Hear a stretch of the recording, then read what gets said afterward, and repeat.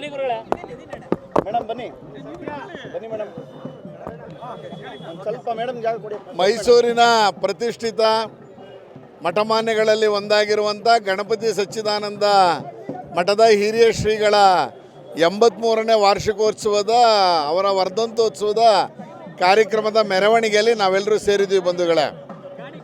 ಗಣಪತಿ ಸಚ್ಚಿದಾನಂದ ಆಶ್ರಮ ಒಂದು ವಿಶೇಷವಾದಂಥ ರೀತಿಯಲ್ಲಿ ಆಕರ್ಷಣೆಯನ್ನು ಭಕ್ತಾದಿಗಳಿಂದ ಪಡೆದುಕೊಂಡಿರುವಂಥ ನಮ್ಮೆಲ್ಲರಿಗೂ ಗೊತ್ತೇ ಇದೆ.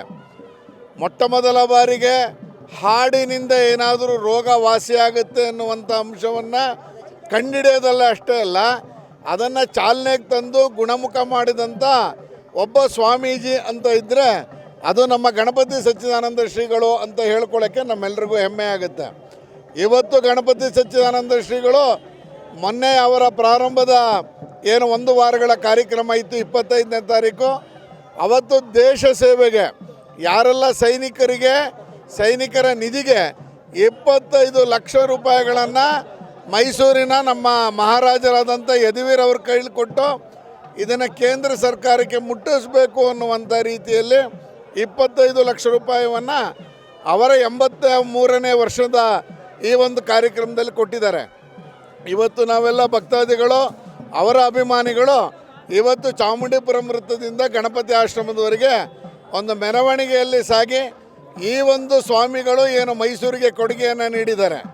ಇವತ್ತು ಆಂಜನೇಯನ ದೇವಸ್ಥಾನ ಇರ್ಬೋದು, ಲಕ್ಷ್ಮೀ ವೆಂಕಟೇಶ್ವರನ ದೇವಸ್ಥಾನ ಇರ್ಬೋದು, ದತ್ತಾತ್ರೇಯನ ದೇವಸ್ಥಾನ ಇರ್ಬೋದು, ಇವತ್ತು ಅದನ್ನೆಲ್ಲವನ್ನು ಮೈಸೂರಿಗೆ ಕೊಟ್ಟು ದೇಶ ವಿದೇಶದಿಂದ ಪ್ರವಾಸಿಗರನ್ನು ಭಕ್ತಾದಿಗಳನ್ನು ಸೆಳೆಯುವಂಗೆ ಮಾಡಿರುವಂಥದ್ದು.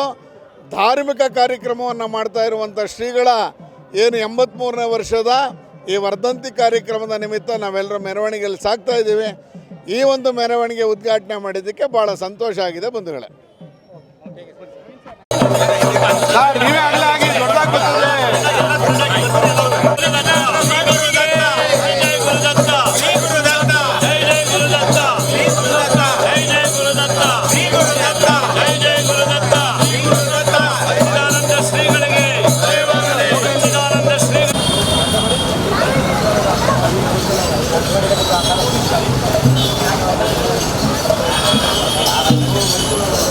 ಏನೋ ಇದು ಮಾಡ್ತಾರಂತೆ ಯಾಕೆ